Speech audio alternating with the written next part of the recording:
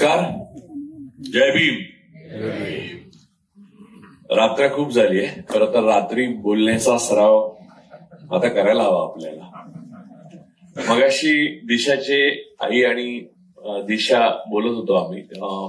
एक बोलणं असं झालं की दिशा आता जे तुरुंग व्यवस्थेवर बोलली, तर आता 2 तुरुंग झालेले आहेत. एक ज्याच्यावर दिशाने काम केलं ते, आणि त्यातनं बाहेर आल्यावर जो आहे तो आता ज्याच्यात आपण उभे आहोत. मगाशी इथे उपस्थित असलेल्या सर्वांना पहिल्यांदा मी खूप आभारी आहे. स्वप्नील, प्रसाद, बाबूजी, दिशा, राहुल प्रधान हे सगळे म्हणजे जवळचीच माणसं आहेत. नितीन वैद्य, वैभव छाया.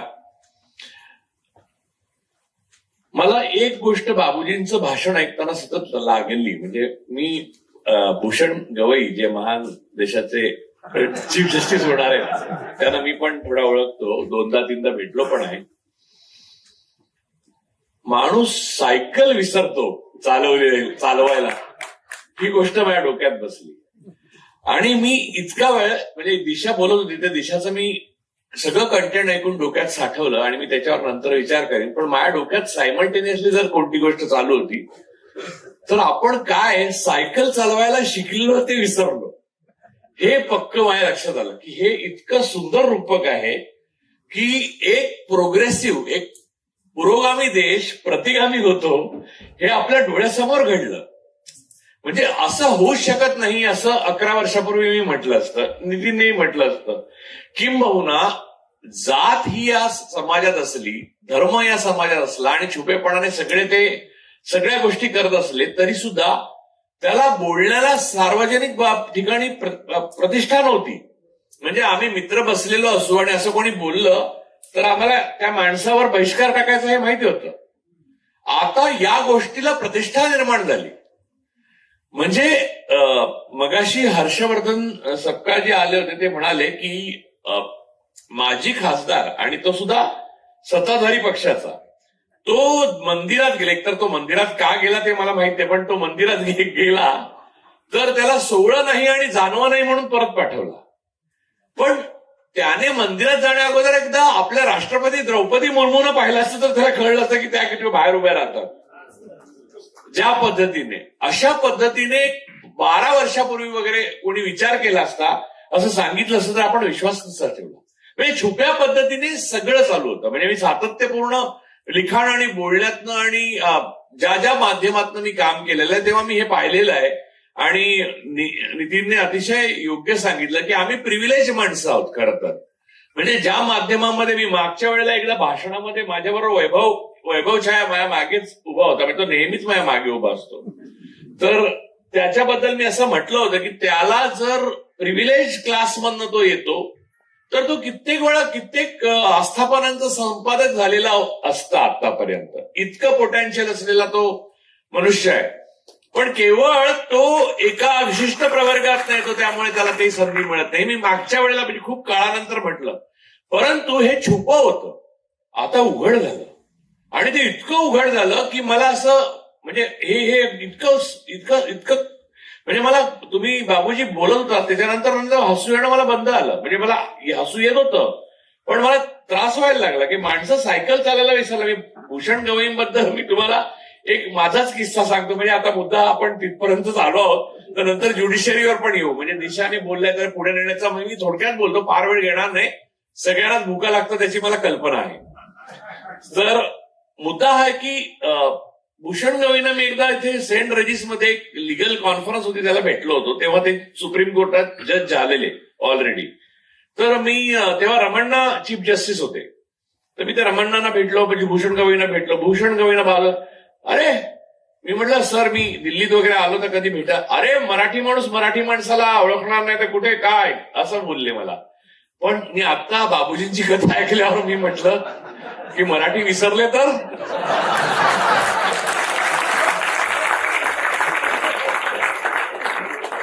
हताश झालो मी. परंतु ज्युडिशरीमध्ये या गोष्टीची कमाल जी बाबूजीने आता सांगितली तीच नाहीये.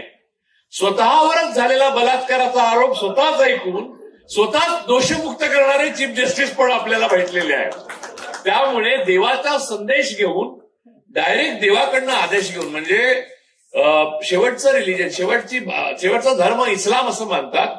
तर मोहम्मद हे प्रॉफिट आहेत, प्रेषित आहेत, त्यांना अल्लाहकडनं संदेश आले, त्यानंतर कोणी प्रॉफिट होऊ शकत नाही. पण आपले चीफ जस्टिस आहे, त्यांना देवाकडनं संदेश आले आणि त्यांनी मंदिर बांधायला परवानगी दिली, ज्याच्यावर आपण सही पण नाही केली, कारण आदेश वरनं आलेला. बरं, ज्यांनी आदेश दिला तो देव नॉन बायोलॉजिकल आहे. त्यामुळे एवढ्या कॉम्प्लिकेटेड देशामध्ये आपण राहतो, जिथे सायकल चालवायला माणसं विसरतात. जी शिकली आहे, म्हणजे पोहायला शिकतो माणूस आणि सायकल चालवायला, या दोन गोष्टी माणसं कधीच विसरत नाही. म्हणजे जो माणूस पोहायला शिकतो त्याने पाण्यात उडी मारून आत्महत्या करू नये, कारण बराच वेळ त्याला पोहत राहायला लागतं, थकल्यावर बुडतो तो. त्यामुळे एवढी मेहनत आत्महत्येसाठी घ्यायची गरज नाही, त्याहून आधुनिक साधनं आलेली आहे.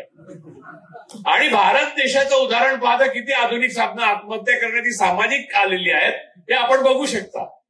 सरळ सरळ एक समाज आत्महत्या करतोय. कोणताही म्हणजे आपण शास्त्रीय विचार करण्याची पद्धत, सायंटिफिक टेम्परामेंट, आपल्या आधुनिक शाखा, कला शाखा, विचार करण्याच्या पद्धती, आपल्या मधल्या भिंती मोडून ब्रिज बांधण्याची, जी पूल बांधण्याची प्रक्रिया, या सगळ्या नष्ट करून आपण आपली मंदिरं असताना मशिदींसमोर जाऊन नाचतो. म्हणजे आधी आंदोलन केलं मंदिर बांधायचं, ते बांधून झाल्यावर ते मंदिर सोडून दिलं, कारण तिथे सीटच आली नाही निवडून, तिथे पराभूत झाले, ते सोडून दिलं आणि मग मशिदींसमोर जाऊन नाचायला लागले, कारण त्यांच्या लक्षात आलं जागृत देव इथे नाही, तिथे आहे.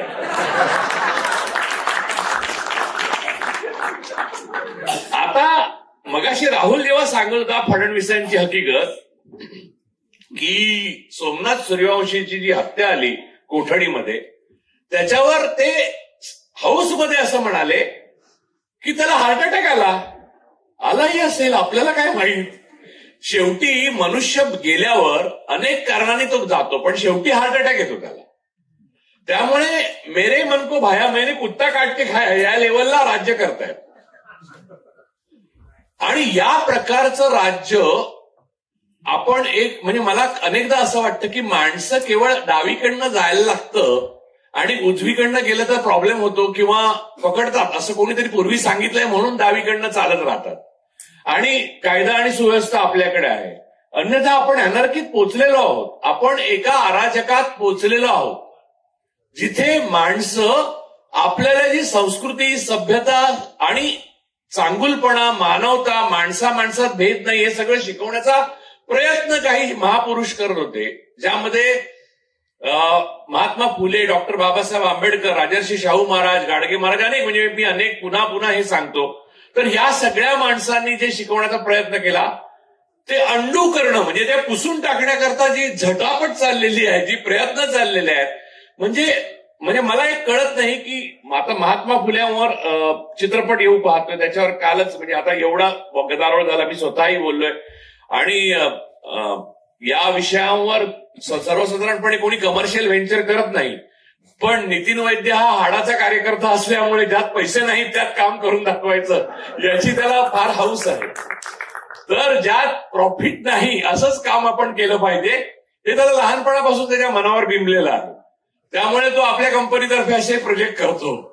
तर ते त्याने केले. आणि आता जे दिग्दर्शक आहेत त्याचे महात्मा, ते सतत सांगतात किधर है मेरे को प्रॉफिट, किधर है मेरे को प्रॉफिट. अरे तो त्यांना एवढे व्हल्नरेबल बनवले, मला वाटतं रोज जाऊन देत असणार वरनं अमित भाई, की वो फुले का देखा, वो ऐसा आएगा तो मैं देखेगा. तर तो बिचारा माणसाला जगण्याला काहीशे दिवस उरल्यासारखा जगतोय तो इतकी भीती निर्माण करून, एवढा भीतीदायक समाज निर्माण करून आपण ह्या समाजात राहतोय. तर हे दुसरं जेल नाहीये का? आणि दुसरं असं की जाती व्यवस्थेच्या बाबतीत ती जेलमधलं म्हणाली, तर आपल्या समाजात आता जाती व्यवस्थेचं काय परिस्थिती आहे? ओपनली आता जाणवी दाखवायला लागलेत लोक, ओपनली आपण पंडित असल्याचं गाडीच्या मागे लावून फिरतायत.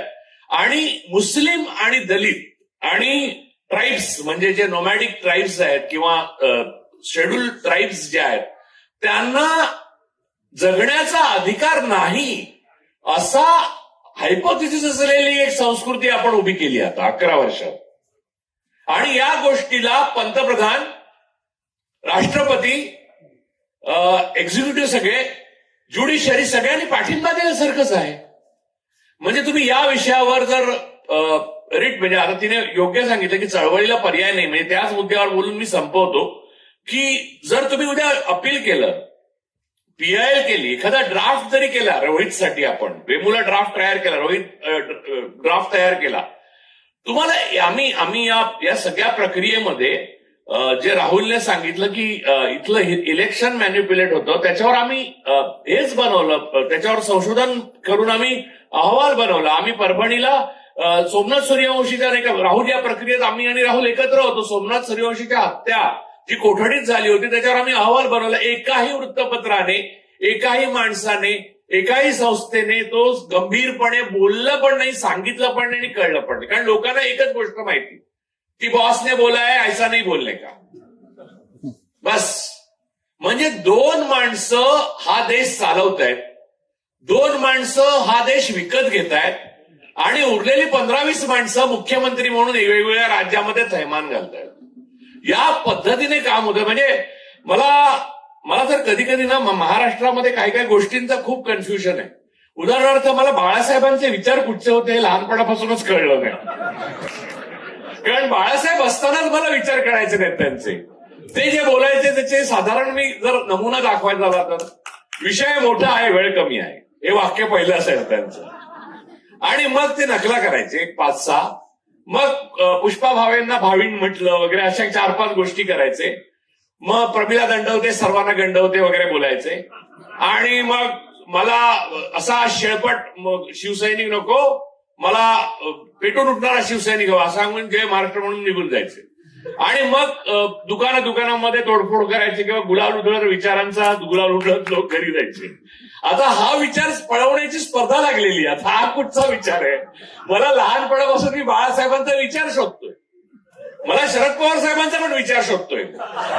महाराष्ट्रात या 2 महान माणसांचा 60 वर्षात विचार मलाच नाही मिळालेला. त्यामुळे प्रॉब्लेम असा झालेला आहे की महाराष्ट्राचा नेमका विचार गेल्या 60 वर्षात काय आहे, ज्यामुळे आपण पुरोगामी म्हणत होतो महाराष्ट्राला, हेच कळत नाहीये मला. कारण मी काल एका कार्यक्रमात म्हणालो की आता ही फुले पगडी घालून जाईन असं मी म्हटल्यामुळे नितीनने मला लावून धरलं की घालून जा, थोडी टाईट होते, मी टाईट जर लूज करून घे आणि मग घाल. तर मूळ मुद्दा असा आहे की महाराष्ट्रामध्ये एवढा पुरोगामित्व जे ठासून भरलं होतं गेले 10 वर्षापूर्वीपर्यंत, त्या पुरोगामी महाराष्ट्रामध्ये मुंबई महाराष्ट्रात आल्यावर 1960 मध्ये 107 लोकांनी म्हणजे बलिदान करून मुंबई महाराष्ट्रात आली. त्यात सगळे म्हणजे सर्व जाती धर्माचे लोक समाविष्ट होते. शाहीर अमरशिखांपासून, अत्र्यांपासून, जेध्यांपासून सगळे लोक होते. समस्या ही आहे की ते आल्यावर मुंबईमध्ये पवारांच्या आशीर्वादाने जमीन देऊन स्मारक सावरकरांचं उभं राहिलं, ना डॉक्टर आंबेडकरांचं उभं राहिलं, ना राजर्षी शाहू महाराजांचं उभं राहिलं, ना छत्रपती शिवाजी महाराजांचं उभं राहिलं, ना महात्मा फुल्यांचं उभं राहिलं. आणि या 4 लोकांची नावं घेण्यात अख्खे 60 वर्ष मी पवारांना बघतोय. त्यामुळे त्यांचा विचार कुठचा आहे मला कळेना. की आपण ज्याला जमीन देतो तो आपला विचार का आपण तोंडाने त्याची नावं घेत होतो. म्हणजे कसं आहे की आमच्या आफ्रिकेतले काका येणार आणि मग खूप संपत्ती आपल्या नावावर करणार असं जे वाटतात ते आफ्रिकेतले काका कधी येतच नाही. तसं महाराष्ट्राच्या पुरोगामित्वाचं झालं शेवटी.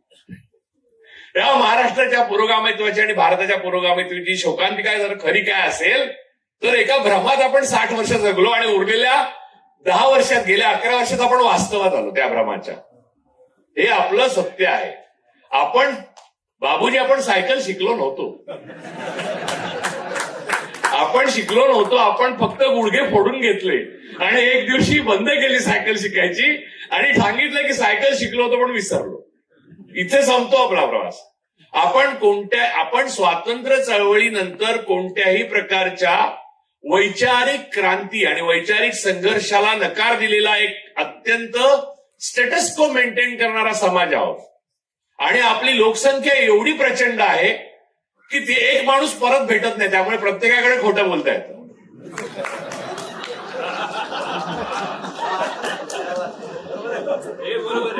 त्यामुळे लोक म्हणजे नेते त्यातूनच लोकनेते तयार झाले. आपल्या देशात इतके असंख्य लोकनेते नंतर ग्रामसिंह तयार कसे झाले? कारण प्रत्येक निवडणुकीत भाषणाला नवीन पिढी समोर की बाळासाहेबांचा तेजस्वीपणा हा मागच्या पिढीला माहित आहे, तो तुरुंगात गेला, तर तो आता नवीन आलेला त्याला काय साहेब बोलतात तो आतमध्ये. तर मग माणसांची कमी नाही. आपल्या देशामध्ये माणसं एवढी वाढली पण विचार अतिशय पातळ होत गेले आणि तो पेटवण्याकरता, त्या प्रकारचं मशागत करण्याकरता, त्या प्रकारचं बौद्धिक क्रांती करण्याकरता माणसं आपल्याकडे कमी कमी होत गेलेली दिसतात. आणि जी थोडी माणसं होती त्यातली अर्धी हिपोक्रॅट होती. म्हणजे कम्युनिस्ट पार्टीला 70 वर्ष लागली की आपल्या पॉलिट ब्युरोमध्ये ब्राह्मण सोडून कोणतरी असलं पाहिजे बाबा, असं वाटलं त्यांना. इथे शरद पाटील तळमळीने लिहित होते की जात व्यवस्था बघा, जात व्यवस्था, मार्क्सवाद जात व्यवस्थेखेरीज काही अर्थ नाही बघणं. तरी सुद्धा पॉलिट ब्युरोमध्ये 70 वर्षानंतर नॉन ब्राह्मीण आला. तीच अवस्था ज्युडिशरीची आज. बरं, ज्युडिशरीला खायला टापल्या पॉलिटिकल लिडर्स आणि ब्राह्मणिझम म्हणजे RSS की ते बघतायत कोणत्या पद्धतीने कलसियम नष्ट करून आपल्या हातात अपॉइंटच साहेब नॉन बायोलॉजिकल साहेब करतील. डायरेक्ट जा तू आज उद्यापासून न्यायाधीश संबित पात्रा जा चीफ जस्टिस ऑफ इंडिया. तर उसके पास डिग्री कहाँ है? तो मेरे पास कहाँ थी? मैं तो थोडी पढ़ लिख के यहां तक आया. तर आता याला काय उत्तर देणार? म्हणजे मी लहानपणी एकदा तर्काविना माणूस कसा निरुत्तर करू शकतो हे देवीलालांचं ऐकलं होतं. त्यांना तेव्हा घराणेशाहीवर वगैरे समाजवादी फार बोलायचे ना. तर विचारायला त्यांना कि आप परिवारवादी हो तो आपने ओम प्रकाश चौटाला को मुख्यमंत्री बनाया, आप हमेशा इंदिरा जी को बोलते हो लेकिन आपने अपने टाइम आया तो आपने उनको बनाया. तो मैं अपने बेटे को नहीं बनाऊंगा तो क्या भजन लाल के बेटे को बनाऊंगा, असं त्यांनी उत्तर दिलं एका शब्दात. नाही मला तेव्हा मी माझ्या मुलाला मुख्यमंत्री नाही करणार का भजनलालचं करणार. आता इतकं साधं निरुत्तर करणारं इलॉजिकल उत्तर ज्या देशात मिळालं ना त्या देशात तेव्हाच आपण शहाणपणाने समजायला पाहिजे होतं की भविष्य काय आहे आपलं. ते न विचार करता आपण मौज करत राहिलो आणि वैचारिक मौज करत राहिलो. ती वेळ आता गेलेली आहे. आता युद्धाची वेळ आलेली आहे. अनफॉर्च्युनेटली, दुर्दैवाने, आता मी माझं शेवटचं स्टेटमेंट काय ते करतो कारण मला उलगुलान पुरस्कार मिळाला. मी लायक आहे की नाही मला माहित नाही पण मी ते सांगतो. जेव्हा तुम्ही शांततेच्या काळात घाम गाळता एखाद्या गोष्टीवर, व्यायामावर, कवायतीवर आणि पूर्वतयारीवर, तेव्हा युद्धात तुम्हाला रक्त कमी गाळावं लागतं. हा तो देश आहे गेल्या 70 वर्षात आपण घाम नाही गाळला. त्यामुळे आता आपल्याला पर्यायाने रक्त जास्त गाळावं लागणार. त्याची तयारी आतापासून सुरू करा. या रात्रीची पहिली जर कोणती माझी म्हणून घोषणा असेल तर तुम्हाला किंमत द्यावीच लागेल. स्वातंत्र्य भीक म्हणून कोणी देत नाही. ते संघाने हिरावून घेतलेलं आहे. ते तुम्हाला खेचूनच परत घ्यावं लागेल. आणि तो स्वातंत्र्य लढा ब्रिटिशांबरोबरच्या स्वातंत्र्य लढ्याहून गंभीर आणि जोरदार असणार आहे. आणि यामध्ये सगळ्यात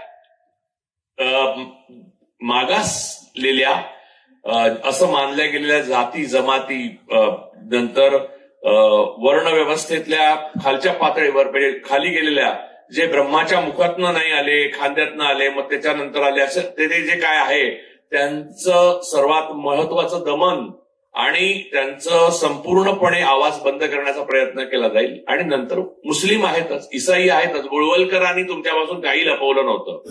गोळवलकरांनी हे लिहून ठेवलं होतं. आपण वाचलं नाही. त्यांनी आपले शत्रू लिहून ठेवलेले आहेत.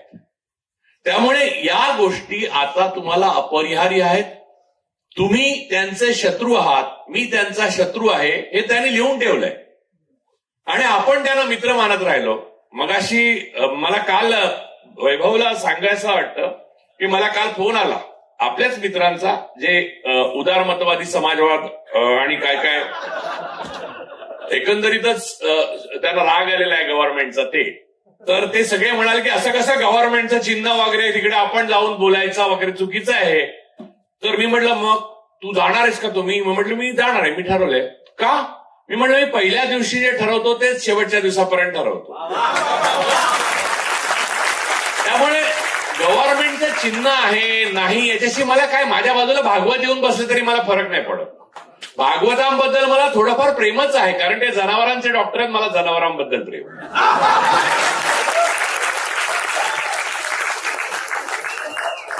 तर मुद्दा असा आहे की मी इथे आलो आणि हे जे काही इथे आपण सगळं बोलतोय आणि 2 दिवस करतात वैभव पासून सगळे राबले, ते या ज्या खुणा आहेत ना त्या नेशनशी संबंधित आहेत. वापरणारं स्टेट जे आहे ना ते माणसांविरुद्ध एकतर्फी वॉर करतंय, म्हणजे युद्ध करतंय. आपलं ज्यांच्याशी युद्ध आहे ते हे नाहीये सरकार, म्हणजे आपला देश नाहीये. आपला देश जर वाचवायचा असेल तर मिळेल त्या व्यासपीठावरनं तुम्ही लढलं पाहिजे, आणि जमलं तर त्यांच्याच व्यासपीठावर लढलं तर सोपं होईल. कारण कसं आहे, आपल्या घरात घाण कशाला करा, त्यांच्याच घरात जाऊन जर तुम्ही तिथे काहीतरी युद्ध खेळला तर बरं होईल ना. माझं एकच म्हणणं आहे की आपापसामध्ये हे जे हेवेदावे, इगो आणि या प्रकारच्या ज्या वृत्ती आहेत त्या आता तरी बंद केल्या पाहिजेत. मला आंबेडकरी चळवळीच्या शोकांतिकेबद्दल एक गोष्ट मला नमूद करावीशी वाटते. मध्यंतरी आपले नॉन बायोलॉजिकल पंतप्रधान इथे आलेले, दीक्षाभूमीवर गेले आणि त्यांचं हस्ताक्षर बदलत राहिलं तिकडे, कारण बायोलॉजिकल माणसाचं हस्ताक्षर एक असतं, नॉन बायोलॉजिकलला हस्ताक्षराची मर्यादा नाही, इन्फिनिटीकडे जातं. तर त्यांनी जे लिहिलं होतं संदेश, त्याच्या खाली त्यांची सही होती, त्यामुळे तो त्यांचाच मानायचा संदेश, असं एक अध्याय होते. आतापर्यंत तरी असं मानलं जातं. आता कोर्टाने काय वेगळा निर्णय दिला तर गोष्ट वेगळी. पण त्यामध्ये एक गोष्ट मी पटकन पाहिली आणि ती गोष्ट माझ्या मनाला खूप लागली. त्या संदेशाच्या पहिल्या ओळीमध्ये डॉक्टर बाबासाहेब आंबेडकरांचं नाव फक्त बाबासाहेब आंबेडकर असं लिहिलेलं होतं, आणि तिसऱ्या ओळीमध्ये परमपूज्य डॉक्टर बलिराम हेडगेवार असं लिहिलेलं होतं. आपल्या महान नायकाचा अनुयायी पराभव कसा करतात त्याचं हे उत्तम उदाहरण आहे.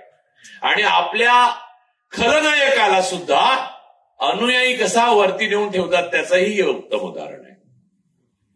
हे कायर होते, हेडगेवार भित्रे होते, ज्यांनी बोसानं सुद्धा भेटायला नकार दिला, कारण खोटं ब्रिटिश सरकार रागवेल म्हणून आतमध्ये आजारीपणाचं नाटक केलं. पण त्यांचं परमपूज्य डॉक्टर, कारण त्यांच्या अनुयायांची सत्ता आली. जर आज बाबासाहेबांच्या अनुयायांची सत्ता आली असती, त्यांची वज्रमूठ टिकली असती, तर डॉक्टर बाबासाहेब आंबेडकर, संविधानकार डॉक्टर बाबासाहेब आंबेडकर, विश्वरत्न संविधानकार डॉक्टर बाबासाहेब आंबेडकरचं काहीतरी लिहिलं असतं. आणि मला खात्री आहे की त्यांच्या अनुभव डॉक्टर बाबासाहेब आंबेडकरांच्या अनुयायाने जर लिहिलं असतं तर स्वतःच्या हस्ताक्षरात लिहिलं असतं.